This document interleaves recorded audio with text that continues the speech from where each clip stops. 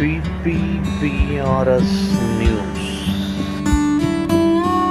தமிழ்நாடு தஞ்சாவூர் மாவட்டம் பூதலூர் தாலுகா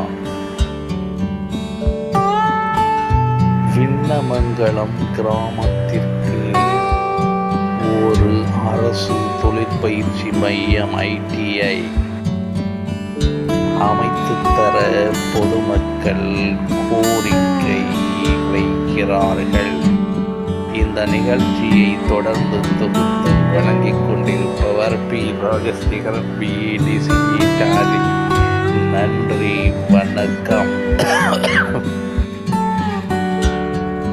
சப்ஸ்கிரைப் பண்ணுமாறு வேண்டுகிறேன்.